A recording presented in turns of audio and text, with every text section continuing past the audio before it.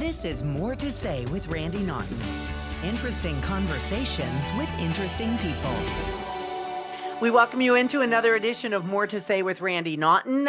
We really appreciate your support and, of course, the support of all of our sponsors. We'd like to thank the Lemp Mansion in St. Louis. When's the last time you were there for a meal, an event, an overnight stay? If you dare, you'll hear more about that. Also, Team Jakey. It's a local organization working to end the stigma of mental illness after they lost a loved one to suicide. They made it their mission to hopefully no other family can go through something like this. You'll hear about them. STL Medical Weight Loss. Dr. Joe is one of our partners, and we thank him as well. And of course, the Mostly Superheroes podcast with our podcast partner, Logan Janis, who helps put this craziness together every episode. And speaking of craziness, you're going to meet a young lady. Well, wait a minute. You probably have already met her and seen her on social media and seen her TikToks and seen her on Instagram and maybe even on a stand-up comedy tour. This is Kelly Manno, and Kelly Manno is all about Gen X. Kelly, thanks for joining me. You're welcome. Thank you for having me. Now, you have a website called genxtakeover.com where you basically regale growing up as a Gen X. You were born before Google. You were born, before the internet really kicked off. You were born before all of it. But now you're using all of it to kind of chronicle your daily life, your crazy life, and hopefully make money. Tell me how this, wait a minute, I'm not even going to get there yet. Okay. You used to be a radio producer for Stephen DC here in St. Louis, which was a crazy, wonderful show. Yes. And am I not mistaken? Did we used to work together at the TV station? So I've always run my own business. And then there was a short time in my life where I just really wanted more of a 9-to-5 clock in and clock out. I had kids at home. And so I got a job working in the traffic department at Fox 2. So I was there for about, I think, 2 years. I loved my time there. I'm just not cut out for a corporate 9-to-5. Yeah, I can tell. And, you live the goofball lifestyle, but, you do have a regular life. You're a mom, you have a household, you run a family, things like that. But you turned in to this huge TikTok star and huge social media star. Take us through that. How did this all begin? I've always been an oversharer. So I was the kid in kindergarten who would go and tell my teacher everything that was going on in my house, like the good, the bad. My parents would go to parent-teacher conferences and my teacher would know everything. So it was always natural for me to share my life. And as I got older and social media started, back when MySpace started, I mean, I was just obsessed. And then Facebook and Instagram, and I'd always had an audience, if that made sense. I'd always had a popular Facebook, just sharing things going on with my life or my family. I've always got crazy things going on, and I've never tried to pretend like my life was perfect. So in a world where everyone else's Instagram was like rainbows and flowers and filters and all that business. Yeah. Right. Mine was like my dirty house and telling them how I forgot my kids at school that day. And I haven't cooked dinner in 4 weeks. We've been eating, not 4 weeks, for 4 days. My kids ate cereal for dinner again. And it kind of gained me an audience. And then when COVID came along, I had just joined TikTok mainly because my rule is that if my kids were on social media, so was mom. Because then I knew how to navigate it and follow it. Because this is when they were at the age where I still needed to kind of check everything. They're older now.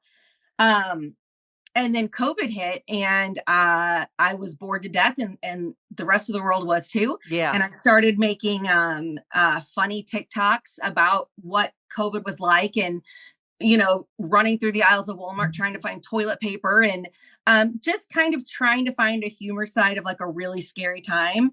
And it just exploded. And so that was back in, I really started TikTok in January of 2020. And by August, I had hit 1 million followers on TikTok. That's amazing. And I know now that you have a combined 4.5 million followers, not only on TikTok, Instagram, Facebook. And for those who don't know, Gen X, you represent Gen X, and those are people born between the mid 60s and the early 80s. Okay. Yeah. I think I'm a baby boomer. I'm right before that. But basically, you chronicle your life. And like you said, social media, everyone wants to look how they're perfect, but you're real. And I think that's what Yeah. people associate with. They go, oh, my countertop has crap on it too. And I'm not Yeah. wearing a bra today either. And Yes. I went to the store with 2 different shoes. I mean, that's life. Yes. Yes. Like my kitchen is not fancy. It does not have granite countertops. I'm not ashamed of any of that.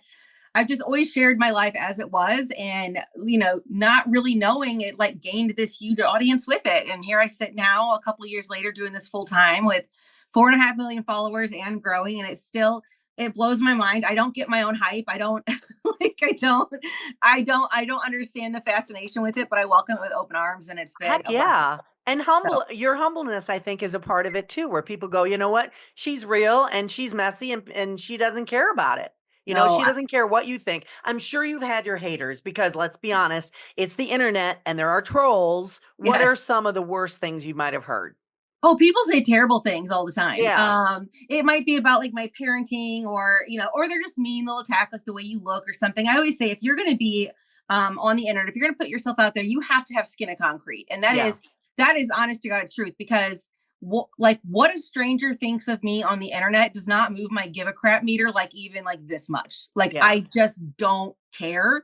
I don't respond to haters. I don't make videos responding like this person was so mean to me, like trying to get my followers to then be me. I don't care at all. I wish that I could sprinkle that dust on other people.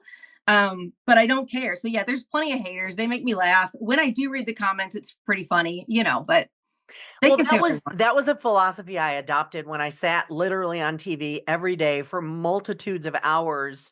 And I forget at times that, people were watching and listening and, Yep. they saw that my bra strap was hanging out on live TV or I had a booger in my nose or whatever. Or they didn't like your hair or the color you wore. Girl, you have no idea. Why are you wearing that dress? You have a Uh-huh. bra bulge and you have this. And Mhm. basically the answer is and always was kill them with kindness. And my standard answer was, well, I know I can't be a fan of everybody. I do appreciate you joining me every day. Whereas, then I go, thank you. Talk to you tomorrow on TV. And then I'd in the background be going, like that. See, It's like, shut up.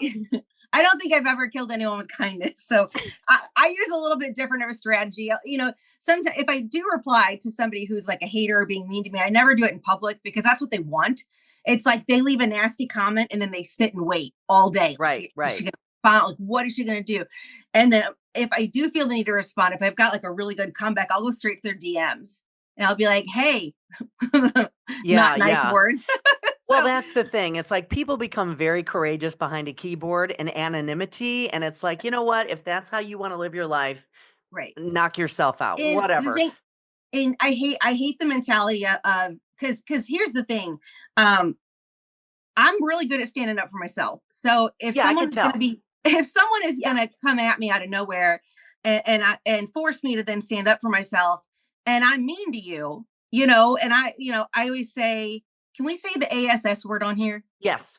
Okay, This so is not Disney. okay, I always say, don't be an asshole to me because I'm really good at being an asshole back, and Yeah. I'm better than you. So when I come back at you and I rip you to shreds, you can't claim victim. You can't claim the Right. victim card after you've been an asshole. That's not how Right. life works. Right. And yeah, So, and it's like I'm a very nice person until mhm, you give me a reason not to be. So yes, there you go. yes, Well, enough of that, those jerks. We don't want to talk about them. We want to talk about you and your success. And you know what? I'm going to point blank ask you because I don't know how this influencer stuff works because, I literally sat on TV for 30 years and I, didn't get to go to restaurants and didn't get to go out on weeknights, things like that. Um, is there money to be made being an influencer? Because you said that's your full-time job now. Do you pay